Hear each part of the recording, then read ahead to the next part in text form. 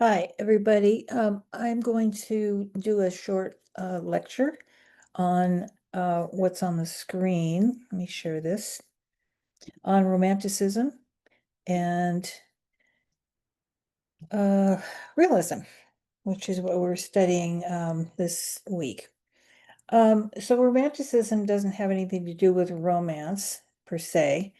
It has to do with an ideal or um, kind of feeling about the period. And there was a lot of books and paintings and sculptures done in a very passionate way and a very expressive way. But it was considered, um, later on, it was considered sort of idealistic or the ideal, looking at the ideal. They also call it the sublime. So let's look at this. The emphasis was on, and this is the other big thing, is emotion. It's very dramatic. It emerged as a response to what we don't study in this class, which is the time before this, which is neoclassicism. I teach the 100 class 2 art appreciation, and that goes through from prehistoric on. So that class gets the neoclassic in here. That is about reason and order, which was kind of a good thing to have around the French Revolution. Romantic art, capturing beauty and power of nature. Um, this is an interesting word, irrationalism. So as opposed to the period before, which is about rational, kind of no nonsense. The paintings were very, very almost what we call photorealistic. So that was very clear, straight, no brush strokes that were, expressive that came during the romantic and partially the romantic and especially the realism period. So, and again, emotions, nature, emotion over reason, and senses over intellect. So this is really where they were steering towards, to reject what had come before. And that happens in every period of time. It's still happening. So they were fascinated by nature. A lot of them had to do with nature. You'll see some of them. The genius, passions, and inner struggles, moods, mental potentials, and heroes. So more of the qualities, and it was had to do with any artistic endeavor, including music. And they were talking about composers. The music at the time started to become what the public thought was abrupt because it was modern. We use that term in this course, modernism, and that's kind of why I started my master's degree defining that modernism started during this period. So these were what they were doing, and the writers, all the novels had to do with that, and they were really popular. Again, against the emphasis on reason, which I imagine was more boring to them, or very religious, things like that. Romantics painted many subjects, and this leads into the realism period. Bright colors, violent energy and emotion, so you can see where this is going. So here's some examples. This is more current, it's called The Nightmare, and this is a painting here in a museum, and it shows you can't see it clearly, but we'll see more examples of this. This is one by Whistler. He is known for, I don't have it here, darn it, the Whistler's mother, and it was a gray, sort of a grayed out, no color of his mother sitting in a chair. And even that description might lead you to remember what that looks like. I'll see if I can get a picture up when I leave this screen. Um, you can see here, it's about nature. You see a person in a lot of the romantic paintings. There was a sense of nature being larger than us and appreciating the force of nature. And that goes along with emotions. So there's a person here, but it's just a diminutive. You can hardly see it. It's not important. And it's just stunning. It actually looks like something more what artists still even do today. It's called nocturne, which is a musical term about um, it's quieter, it's more about the night, and black and gold, the falling rocket. William Blake, he was also a poet. It's very, very popular at the time. His poets were very dramatic, and you can see the paintings are the same. He usually tells stories. Some of them are biblical, as you can see, but also this very light, also pastel.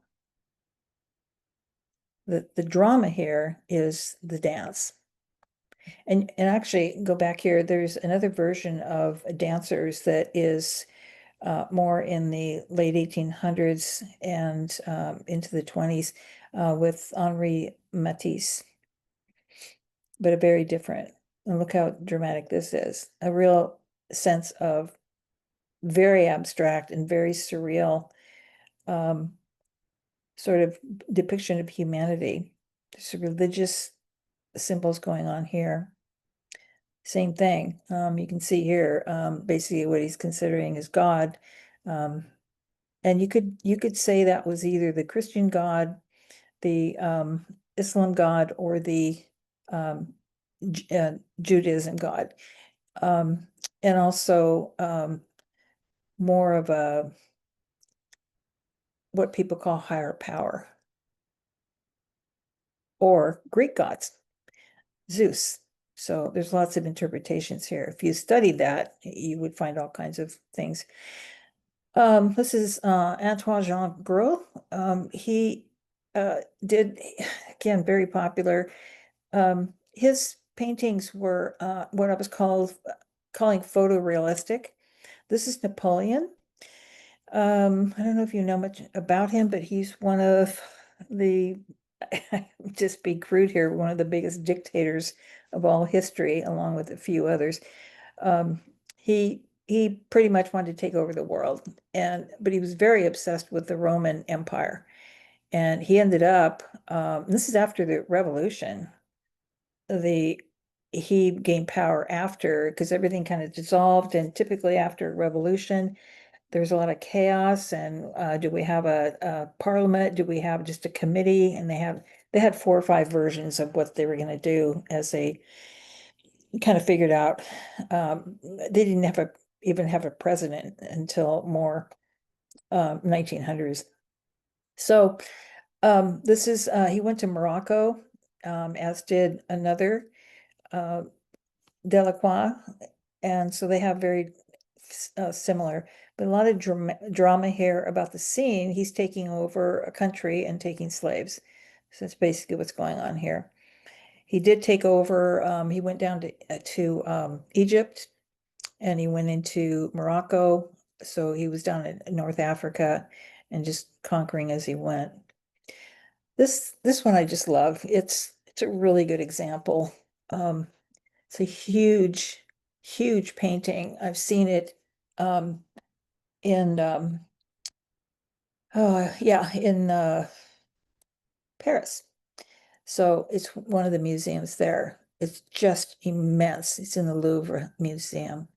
So this is about something that's interesting here. You see this triangle. The triangle started to become a technique that artists use in order to force your eye into this part here where everyone's kind of crammed in. So, and then your eye can go elsewhere. Here's another triangle, not as obvious. He's got an actual line from the ropes. This is a true story called The Raft of the Medusa. And he painted that as soon as he heard it was in the newspapers. He's from France. And he went to a studio and just immediately did that. Now, the newspapers were following this. It was based on a French ship that was shipwrecked in off the coast of Africa. And so these were the only ones left, and they actually made it back to France in this shape. And he shows death. He shows exactly what would happen. And here he's got this person grabbing, reaching up. This person has the flag, and you can almost see a little ship here. And so they're having hope. Here's the white flag, like here we are. So that's a good example. And he used that, he grabbed onto that subject matter, Jericho. Delacroix, he's probably more famous than most of them. And again, same kind of thing. He went down to Morocco, and he what he talks about, he has a really interesting diary, his letters, and he talks a lot about how overwhelmed he was with the color, the blue skies like he'd never seen before, the sands, the colors, certainly different than France, where he came from.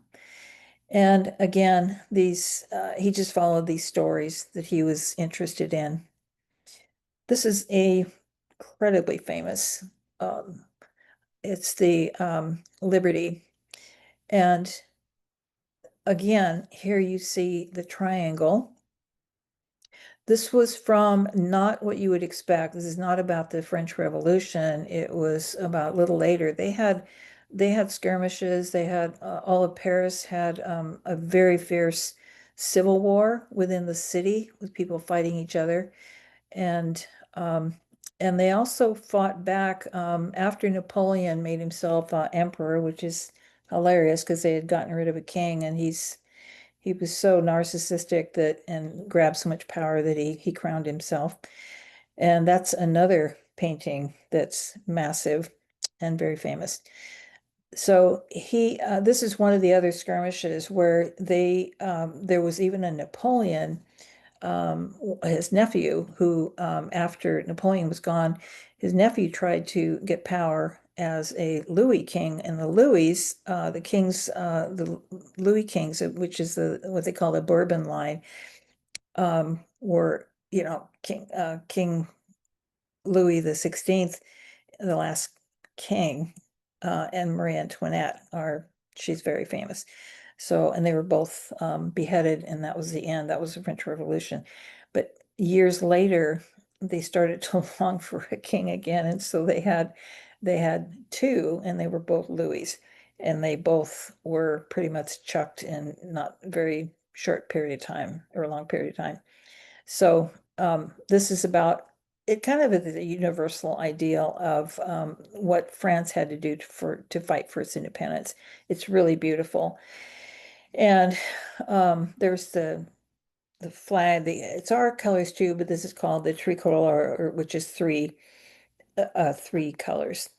She is called, and this is more like you've seen Greek statues that are really have just nudity, but they've got her partially dressed. It's very dramatic. And they named her Marianne, and she's a symbol of both of all the skirmishes, but their independence. This is Delacroix himself. So we see artists kind of here and there, more and more, starting to put themselves in the picture. And and the same thing as the raft of the Medusa, sort of just these dead bodies. I mean, it was a battle and people died. So you see all of this, just revolution and Paris in the background. Here's another one by Delacroix, and very different, but you can start seeing almost impressionistic work that was before the Impressionists. So this pose of a woman lying on a chaise lounge is called odalisque. And so art historians refer to poses like that as that. And it's very blurry. This is a very romantic portion of, emotion. Um, and starting to show women in a different light. They're not goddesses. So a lot of these paintings had fierce public unhappiness reactions. Here's a true story of a sultan who saw his enemies coming. He was going to lose everything, and so he basically started killing everybody around him, his concubines, his even his horses. Goya, he is, let me see, yeah. Goya was interesting because painters, if you wanted to make any money, you tried to get, get hired by the aristocracy. And this is actually royalty, Charles IV. So they would line up, and this was already very uncommon. Usually, and you've probably seen the older periods, the family was just kind of stiff and lined up. These actually show more the personalities of the people. Here's the woman here. They all have different sort of faces to they were real people, and so they were painted that way. So that was kind of a romantic ideal. And here's the artist in the background and his painting. You'll see another one by Velasquez where it's the back of the painting. So these were considered kind of crude, rather than just these beautiful people in their beautiful clothes. He also was did his own work. He did a lot of etchings. This is about dreaming, and it's a nightmare. See this again? Here's a way of making one part, the diagonal slant here, to focus in, and then him at the bottom of this. And look at these, these creatures there. So you can see other ones that he did. These are all etchings or woodblock prints. Kind of frightening. He also did lots and lots of etchings about war. And they're not here because, and I'm not showing them because they are really, really gruesome. He was what I would consider the first war correspondent. He literally went off to the front lines of whatever, France was at war with Spain at one point, and so he would go out and walk around the battlefield. Unknown caller. So it's something that was going on that was pretty new that he was doing it. So he was basically um he was what he was doing was documenting war. Here's another one. Um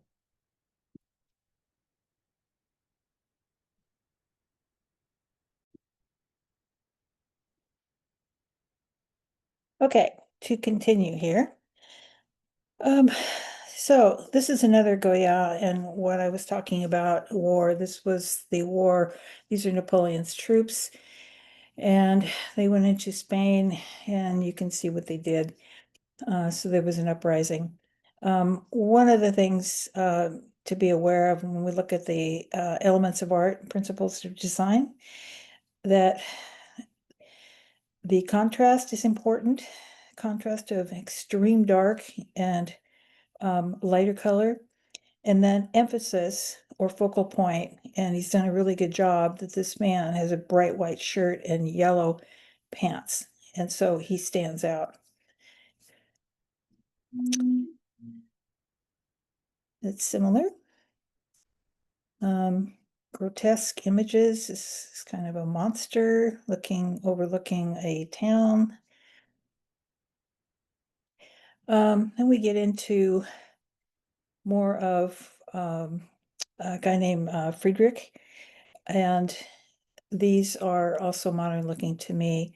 The mist here, just the bare images here because of the mist, and then the stark dramatic change from this to this, which is what it would look like if you were standing there. Another one, you can see this, look at I mean, they Van Gogh wasn't here yet, so this is similar to the way he painted. They're trying to show the drama of the wind and the sky, the weather, against Stonehenge, which I'm sure you're familiar with.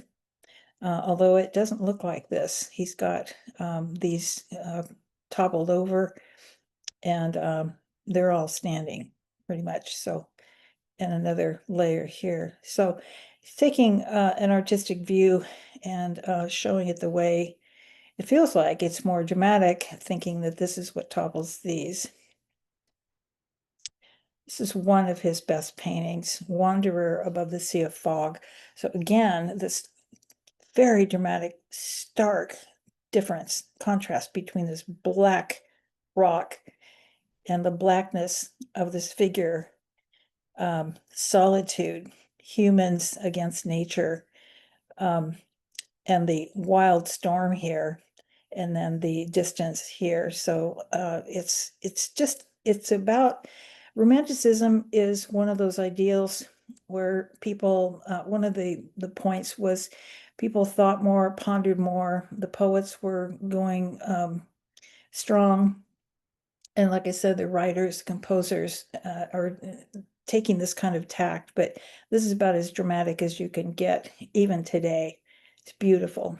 And that wonderful triangle there, just to pull you right into the whole scene here in front. And another part of it, this is more what you call bucolic, kind of beautiful scenes in rural areas. Another one here with these dramatic scenes with, also looks very modern. People down here that are almost not important. Here's another group of people. Don't really know what's going on here. I don't have the title on this one. And look at that black. I mean, it's scary. It looks like a wave, but it would be the wind in the clouds. This is Whistler also. This actually happened, the burning of Parliament in London. So the buildings caught fire and there was a lot of damage done. They had to rebuild. But look, this is what it looked like to him.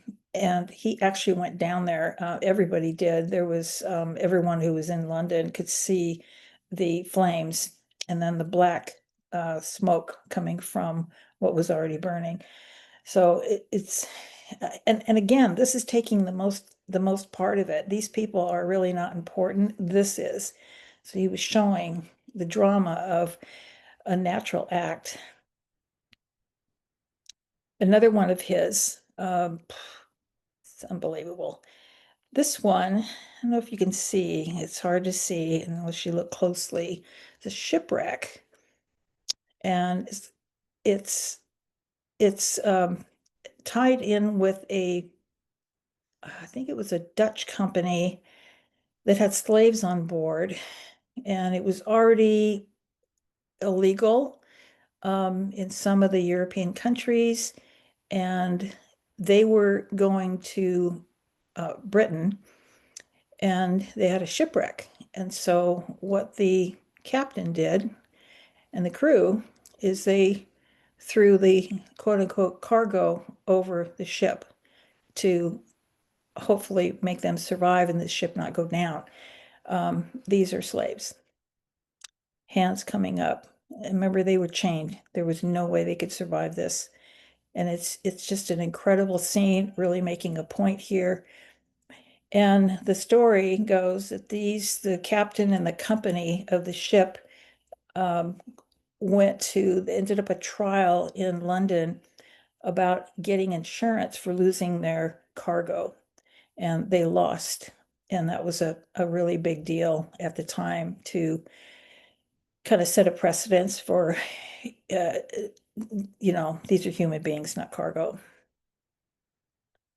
Another one, this is Turner, J.W.H. Turner, and he loved looking at the drama of weather. And again, you can see down here, this is not important. It's another thing to consider in composition. Where you put things is important.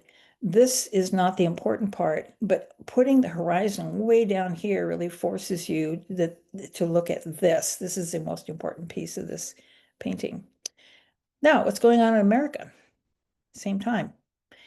We have Americans during this young time, early 1800s, who there was, and especially the colonial period, about 100 years before, there was no artists of any importance who or fame who were there to teach.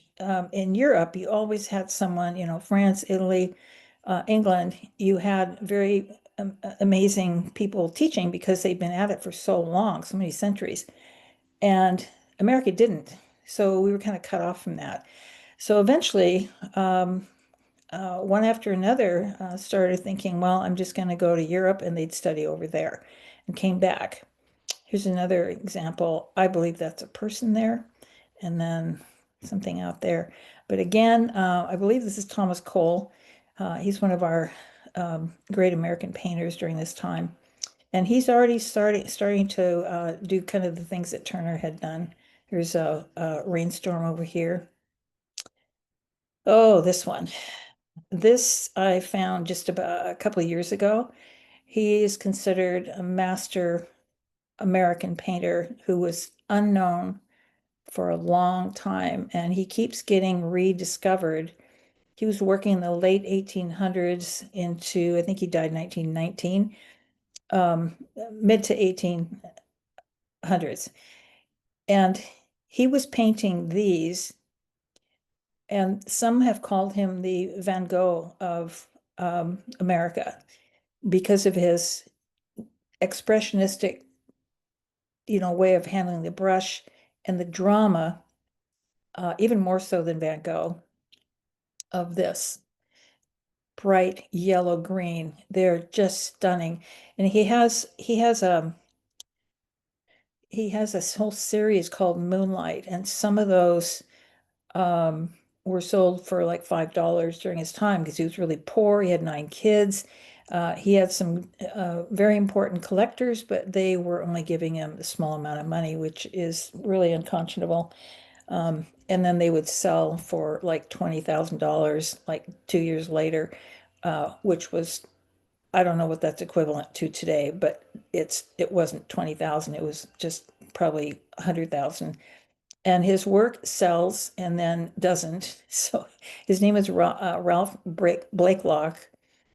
And I've been considering, I was looking at posters and I was considering seeing if I can get a painting of his. All kinds of different problems, though, with what they call provenance. Is it real? Who owned it? Tracking from him to now to gallery. So I just wanted you to see that. Here's another one he did. This is very much like Van Gogh. And Bierstadt, another famous American painter.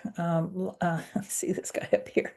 I mean, again, humans and nature. He went to the West, and these are basically from around Yellowstone, places like that. He went out there and he painted just almost like a photograph. And he was criticized for people would go back and find this location, and it was nothing like what he painted. But that you get to do that as an artist. So they finally got over that. This is Thomas Cole again.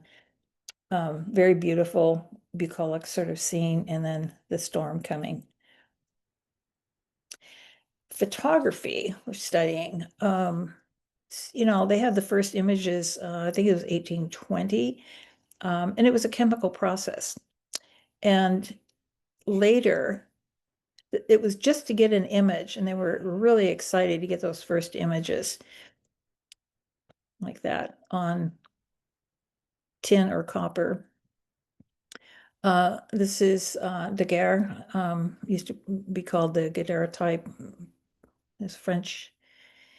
Here's an example of the artist rendering and then the photograph. So people were starting to possibly use photograph, but that was kind of considered cheating. In fact, a lot of the painters and sculptors felt like photography was cheating because a device was doing the work. But artists, photographers, you probably all know, you have a lot of um, leeway and into how you want this to look. You can change things around. You can make stuff darker and lighter in the dark room. And now we have digital, and you have even more freedom to make images look completely different or however you want them to look. So the painters had a real problem with that, and eventually even Delacroix actually was a big part of getting that to be considered more of a valid art. So here's some of the early ones. This is Sarah Bernhardt. She is one of the most famous actresses, and she traveled throughout Europe. And she was a singer, and she even went to the United States. She was incredibly famous at the time. So of course they're going to take her picture. And then we get into this part, realism, ordinary, non-royalty, non-aristocratic, um, just poor people, peasants. Um, the idea of going and finding people where they're living and who aren't wealthy. So you can imagine that these didn't sell. So this was about 1840 till the end of the 19th century is the late 1800s. Truth and objective. And that's, I use truth and actually beauty in the um, first assignment, the first essay. By now you may have already done that. So artists hold on to this idea, especially truth. You're speaking, I hate to use this word because it's overused, your truth. But in art school, and I went to 4 years of art school for painting and printmaking, and they tell you you need to find your voice, but it has to be true to you. Here's Courbet. Talk about true. So he was a character. He was, led a pretty shaky life because he did things the way he wanted to do. He's probably the start of that. Kind of scary, but that was important to him. And here he is when he's older. So he says, 50 years old, and I have always lived in freedom. Let me end my life free when I'm dead. Let this be said of me. He belonged to no school, no church, no institution, and no academy, least of all to any regime except the regime of liberty.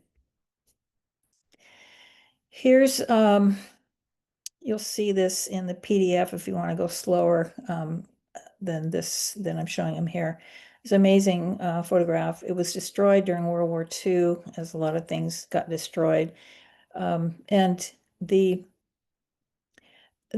this is actually something that he saw in real life. So that he would travel around the countryside because he really wanted to show real people as he was. And these are people who make a living by breaking up stones, called the stone cutters. And notice you can't see their faces. So he's making a universal statement about humans in this category of life, in this class, lower class, peasant. And obviously they work really hard, they have shorter lives, and people didn't want to see them. Many of them lived on a manor and during the feudal system that was still kind of going on, where you'd work on someone's land and you didn't own anything and you weren't treated very well. They didn't have good accommodations either. So, but this is also a very effective way of using contrast, the extreme dark against the light and a little bit more here. Up here is the only real color you get, but it's a very good depiction of what he was looking at. He said he came across these on the actual road. There's another one, just an ordinary occurrence in humanity, human life, is this. Another artist did this later in a different way, but it's a dramatic scene. Here's another one, just walking through the countryside, just called The Meeting. And here's another one. He goes out and the fields. So the fields are harvested by workers on manor. And after that, the really poor people would come, and they're called the gleaners, and they would go and glean any of the scraps and use that. You can see she's got a big clump of it. So you can imagine what backbreaking work that was. But he's showing the what you call the dignity of poverty. Another one, beautiful. This is Pissarro. So you're getting closer to Impressionism, but this is still kind of the nothing just stops at one point. That they're always transitioning to the next one. Van Gogh did a very similar one to this. So outdoors, it's planting seeds called a sower. Here's another one that's photorealistic looking, Rosa Bonheur. She's French, uh, very popular. People still love these, but people who don't like abstract or expressionistic work, this is what they like. And there's a there's a path for that, because everybody gets to this is really cool. The lion, so realistic. This is called the horse fair. So these are going to be sold, and it's just the chaos. She captures all of it in just the most amazing way. When the Impressionists come, they have um, similar subject matter: horses, races. Here's Daumier. He did engravings for illustrations for newspapers, but he also was a painter, and the same subject matter. Here's people with top hats on.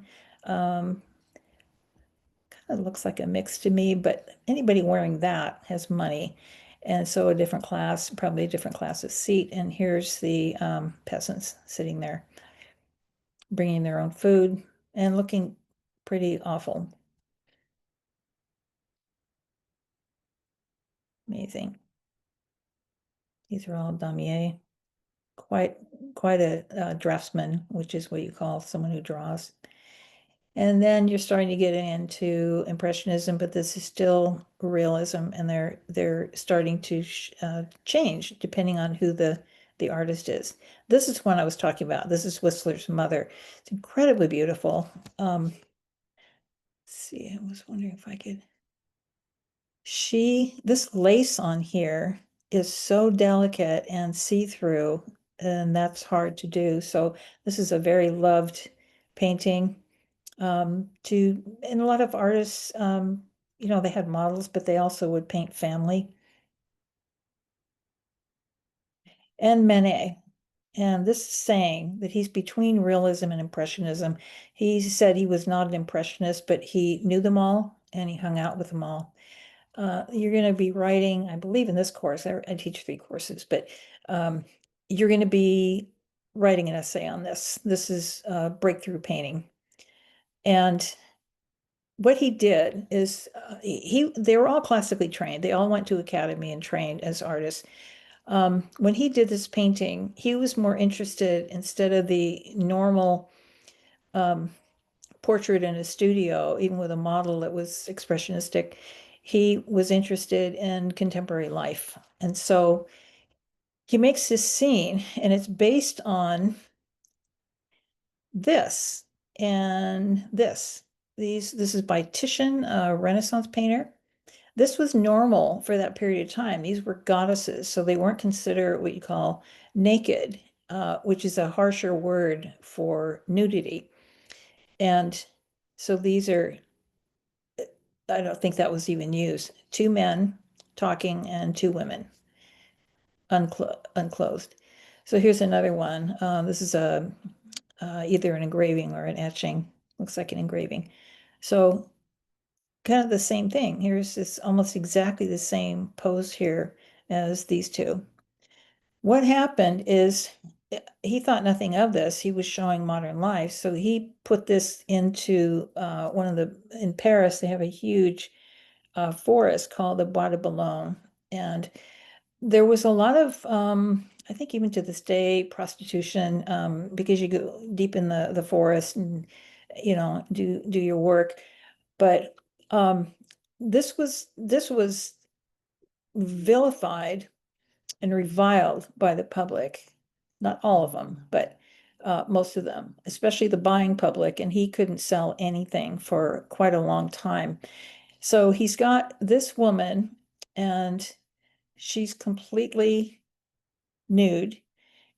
And these two men, she's even got her leg over this guy's leg. So people were really, really upset about this. And then this woman in the background, and that is not to scale. She would have been smaller, but he's making again that really tight triangle to make his point. These guys look like they have no interest in her, which is kind of surprising. This was his favorite model, Victorine. She became a pretty good painter on her own. But the another one of the, you'll look through, there's about 8 things that the public was outraged about. And I was just talking about the first one. Here's her clothing. I mean, when did that come off? So there's a lot of narrative here that was upsetting to people, obviously. So it's called Luncheon on the Grass. Um, and Another part of it was, you can see up here, people complained about he didn't even finish the canvas. It was bare or rubbed through. So that meant that he didn't know how to paint, which he did. I mean, you can see here, he knows how to do that. But they thought that she was almost in an outline, like there's no shading, which there would have been. She's kind of stark white. And there would be, based on their faces, I think the shadow was coming from here. So there was really nothing even on this side, very little there. And her face would have been more in shadow. So those are all the things that were going on. Here's his other famous one called Olympia, and I was talking earlier about the pose, odalisque. So he's again taking a traditional pose that was done for centuries and modern, and it was just too much for people. They were assuming the maid here was bringing flowers for a lover, and which meant she was a kept woman. And assuming that, there's this black cat down here. There's all kinds of interpretation of what that is. And they make their own little triangle here. But same model, which people thought were ugly. Most people wanted to see beautiful women, but it's really beautiful. He's got the wallpaper, brush strokes. The background is almost unformed, the back, because she is the important part. And again, almost no value or darks and lights here. Those are both in France. That's an older version of it. Okay, so that is that, and I'm going to stop this. So have fun with all of these different periods, these two different periods.